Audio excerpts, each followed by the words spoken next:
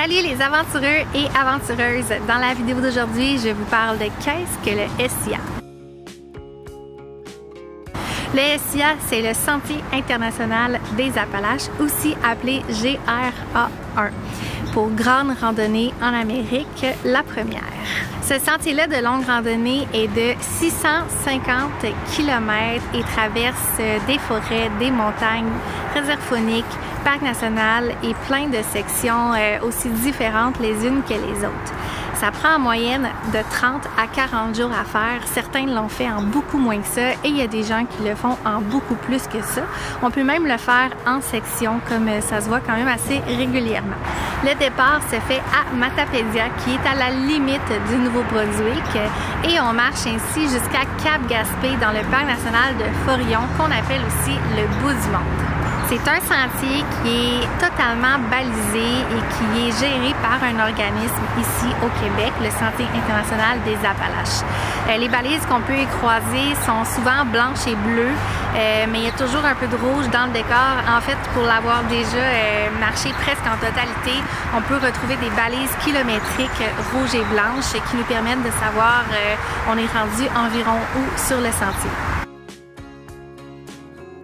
Il y a plusieurs grandes sections sur le SIA. La première grande section, c'est ce qu'on appelle Avignon et Vallée de la Matapédia, donc de Matapédia à Amqui. On parle de 90 km de sentiers en forêt, en passant aussi par des vallées et des villages. C'est vraiment la section parfaite pour commencer à entraîner notre corps sur ce périple de longue randonnée. La prochaine grande section, c'est de Amqui à la réserve faunique de Matane. On parle d'environ 100 km. Et là, on va vraiment être dans des forêts profondes, des collines, des vallées creuses. C'est une section qui n'a pas beaucoup de réseau où on est vraiment empreint de la nature. Celle-ci va être de modéré à difficile. Bref, c'est la section qui va commencer à tester votre résilience sur le sentier. Lâchez pas parce que le plus beau est à venir. La troisième section, c'est la réserve faunique de Matane qui est difficile mais qui est magnifique. C'est une section d'environ 100 km aussi qui traverse multiples montagnes.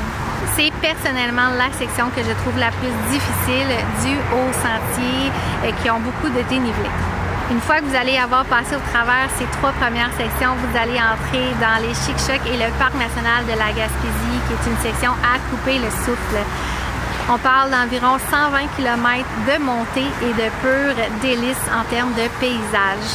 C'est le cœur alpin du sentier qui a son propre système météorologique. Cette section-là peut vous jouer des tours côté météo parce que ça peut devenir très rude, surtout en termes de fraîcheur. Même en été, là, on peut avoir de la neige. La cinquième section, c'est quand on quitte le parc national de la Gaspésie pour se rendre à Mont-Saint-Pierre et entamer la côte. C'est une section d'environ 90 km. La difficulté, c'est moyen. C'est pas nécessairement difficile ni facile, mais rendu à cette étape-là, le plus difficile y est derrière nous. Fait que vous pouvez continuer jusqu'à la fin sans problème. Finalement, à partir de Grande-Vallée jusqu'à plus ou moins Cap-Gaspé, vous allez entamer la dernière section qui est aussi considérée modérée à difficile, même si on s'en va vers la fin et qu'il y a beaucoup de longueur, justement parce qu'il y a beaucoup de sections longues, beaucoup de kilomètres, mais aussi, même si on est sur la côte, il y a quand même beaucoup de montagnes. La finale du sentier, elle est spectaculaire. C'est une fin qui est sur les falaises à Cap-Gaspé. Ça vaut vraiment la peine de prendre son temps pour arriver à la fin, pour enjoyer tout ce spectacle-là de beauté naturelle qui s'offre à vous. Pour les gens qui veulent faire la totalité du sentier sous forme de true hike, comme on appelle en anglais, c'est possible de loger dans plusieurs types d'abris.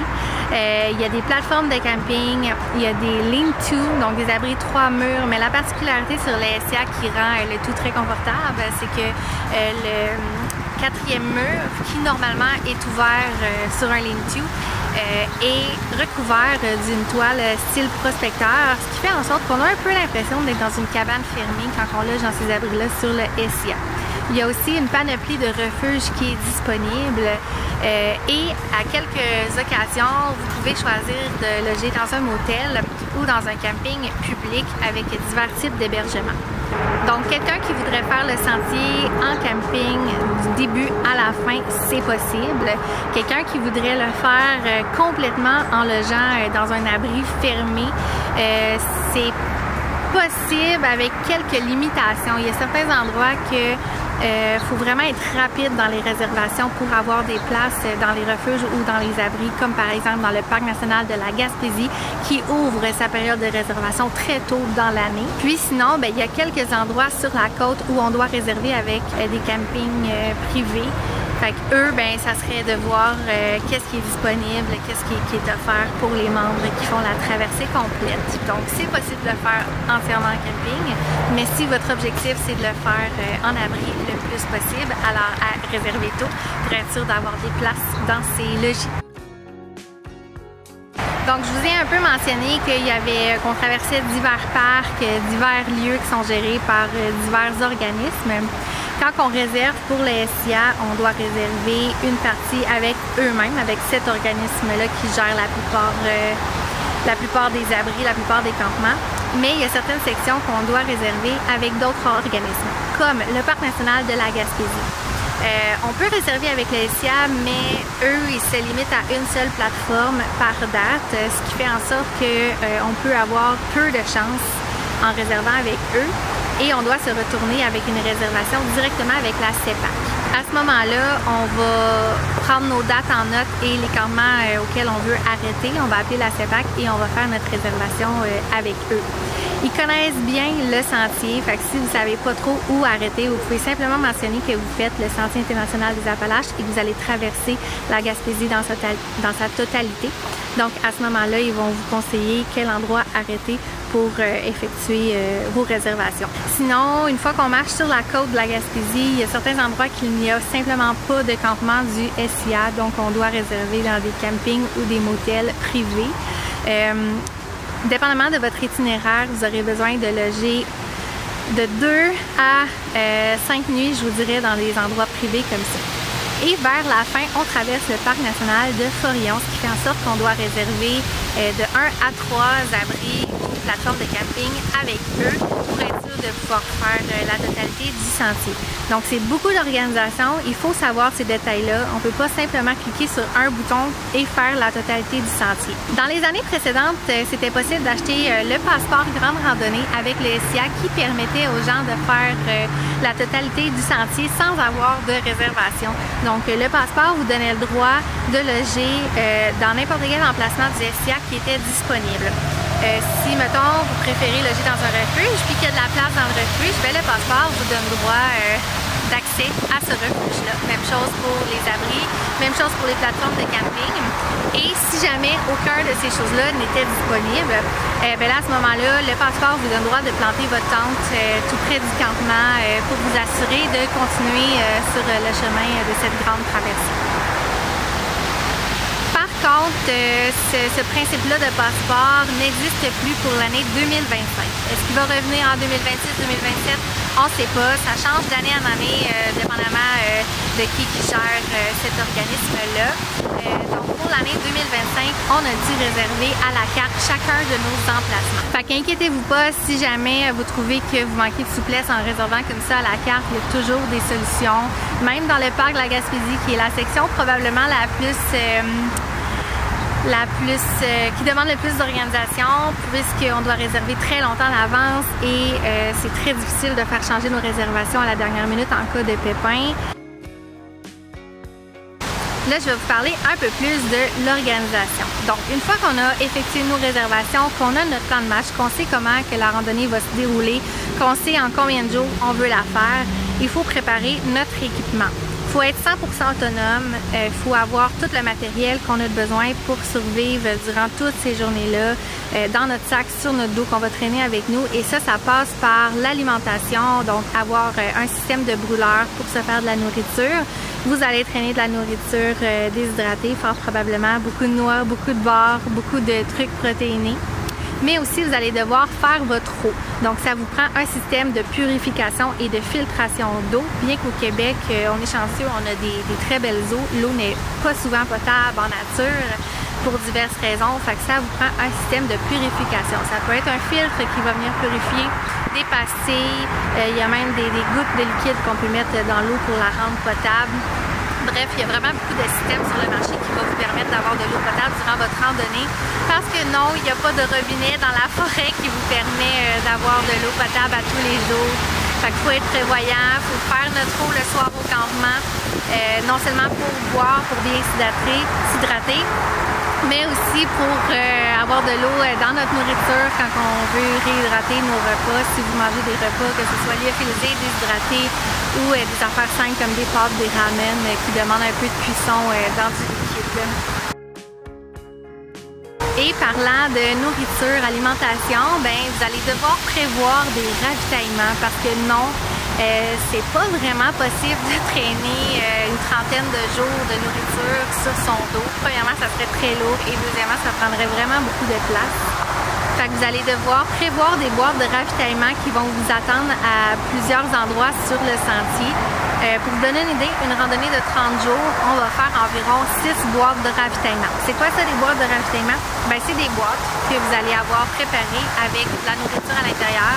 Généralement, on parle d'un 5 à 7 jours de nourriture que vous allez déposer à un endroit sur le sentier qui est prévu à cet effet. Donc souvent, c'est des boîtes, des grosses boîtes de bois faites pour que les ours n'aient pas accès au contenu à l'intérieur. Qui sont dans des endroits stratégiques sur le sentier, souvent accessibles en voiture parce qu'on traverse des routes forestières et des secteurs comme ça qui permettent d'avoir accès à ces boîtes-là de ravitaillement avant de commencer le sentier. Fait que ces boîtes-là, vous allez les mettre dans les endroits de ravito et quand que vous allez arriver après 5 jours, 10 jours, 20 jours, 30 jours de marche, vous allez récupérer votre boîte et vous allez pouvoir avoir accès au contenu à l'intérieur pour poursuivre une autre semaine de plus sur le sentier avec de la nourriture en suffisante quantité. Il y a plusieurs façons d'aller porter ces boîtes de ravitaillement-là.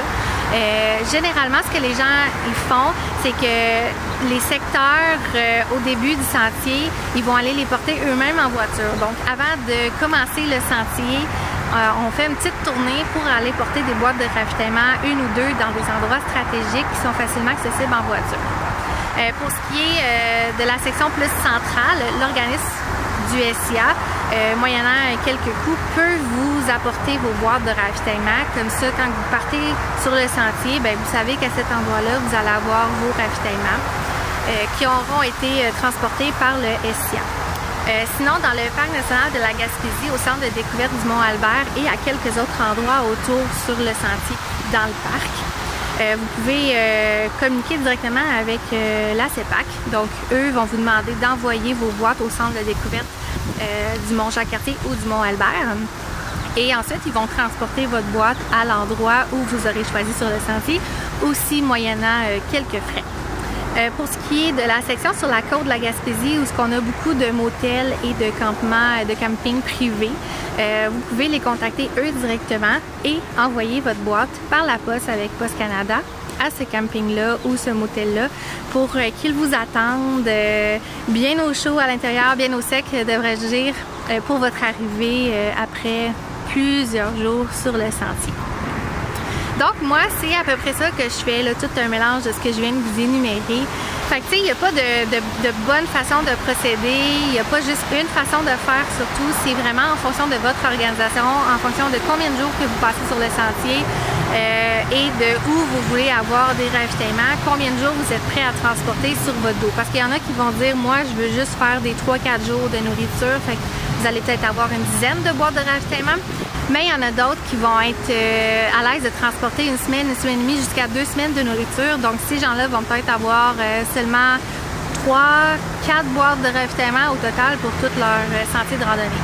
Fait que là, si vous planifiez faire le SIA, c'est important de vous asseoir, de commencer à planifier premièrement quand vous allez le faire, parce que le sentier n'est pas ouvert à l'année, en combien de jours vous allez le faire, où vous allez arrêter, et combien de boîtes de ravitaillement vous voulez pour cette totalité-là du sentier.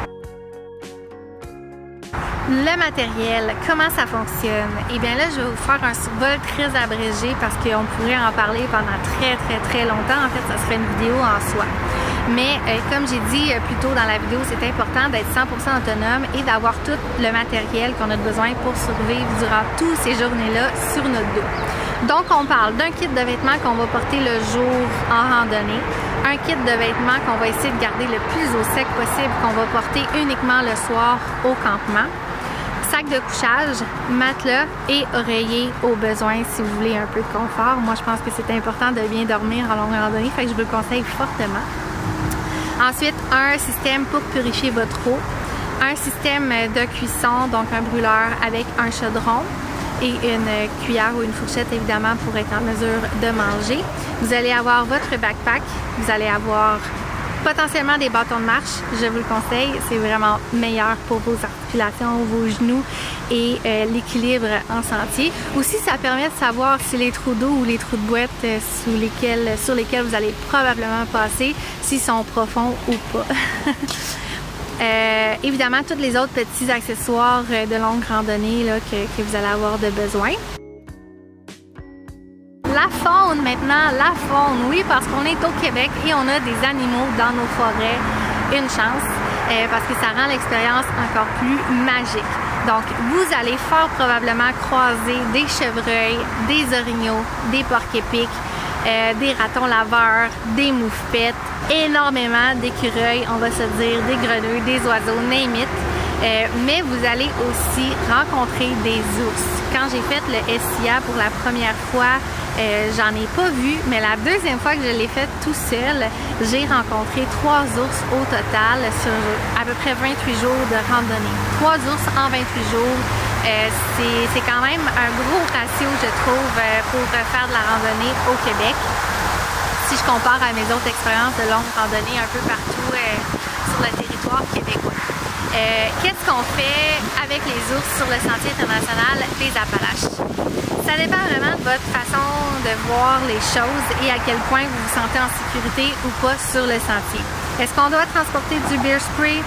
Moi, je pense que non, mais c'est vraiment vous qui allez prendre la décision finale, dans le sens où ça peut être utile, mais le bear spray, c'est vraiment utile en cas de rencontre très proche, quand il n'y a aucune autre option pour se protéger. Fait que moi, personnellement, je trouve que c'est trop encombrant pour le faible risque de l'utiliser.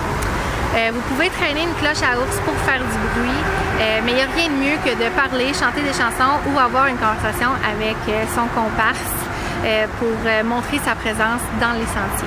Sinon, ben, il faut toujours protéger notre nourriture. Fait que si vous êtes en camping, vous allez mettre votre nourriture dans un sac anti-ours que vous allez accrocher à un arbre loin du campement pour être certain qu'il n'y ait pas d'animaux, parce que c'est pas juste les ours, en fait les rongeurs aussi aient accès à votre nourriture. La nourriture, c'est important sur un sentier. Si les animaux vont dans votre nourriture et que vous n'avez plus de nourriture, vous n'aurez plus l'énergie pour continuer sur le sentier.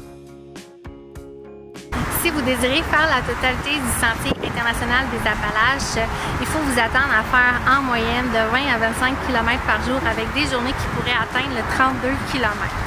Mon conseil, c'est de prévoir pas plus que 5 à 6 jours de nourriture, donc des ravitaillements un peu plus fréquents. Pour une durée de 30 jours, je vous conseille d'avoir au minimum 6 boîtes de ravitaillement, ce qui va faire en sorte que votre sac à dos ne sera pas trop lourd, donc vous allez pouvoir mieux performer sur le sentier, moins vous sentir fatigué, moins vous sentir épuisé parce que votre sac est trop lourd et que vous transportez trop de choses. Pour vous donner une petite idée, parce que même si la moyenne c'est de 20 à 25 km par jour, ben, le kilométrage est très varié, puis pour une durée de 30 jours, moi j'ai une journée qui va être de 9 km, donc c'est ma plus petite journée sur le sentier, 9 km, mais ma plus longue journée, elle est de 32 km, donc on a un gros écart, mais le reste se situe entre ça. En faisant la moyenne, j'arrive à 22 km par jour. Il y a très peu de réseaux sur le sentier, fait que c'est vraiment important d'avoir un système de communication efficace en cas de pépin. Moi, je vous conseille le système Garmin InReach. Vous pouvez prendre un abonnement qui vous permet d'avoir accès à la météo en tout temps, ainsi que d'envoyer des messages à votre famille et d'en recevoir pour montrer que tout va bien. et que vous survivez bien sur le sentier. Mais le plus important en fait, c'est d'avoir le système de géolocalisation avec le SOS pour pouvoir appeler les secours en cas de blessure urgente. Comment qu'on peut se diriger sur le sentier? Ben, il y a des cartes papier qui existent. Pour plusieurs, c'est l'idéal parce que ça ne fait pas défaut des cartes papier. Par contre, de nos jours, il y a des applications qui vous permettent d'avoir les sentiers et de voir en temps réel où vous êtes rendu, comme AllTrails, mais aussi Gaia, qui a toutes les cartes disponibles pour les SIA. Donc, c'est super facile de se diriger avec ces cartes-là. Pour conclure, le SIA ou Sentier international des Appalaches, c'est vraiment plus qu'un sentier, c'est un périple, c'est une redécouverte de la nature, une redécouverte de soi, un défi pour plusieurs. C'est un projet qui vaut la peine d'être exploré si jamais vous aimez la longue randonnée. Je ne conseillerais pas à personne de partir comme première longue randonnée sur ce sentier-là, à moins de faire quelques petites sections. Mais si vous avez un peu d'expérience et que vous cherchez un beau gros défi physique, mental, c'est vraiment le sentier qui est parfait pour vous parce que c'est chez nous, simplement, c'est chez nous. C'est un sentier, c'est un très long sentier, mais il est chez nous, fait que l'organisation est beaucoup plus facile dans ce sens. Alors, si la vidéo vous a intéressé, abonnez-vous à ma chaîne YouTube, commentez ici pour faire le plus d'interactions possible et dites-moi si vous aussi vous tenteriez ce sentier de longue randonnée.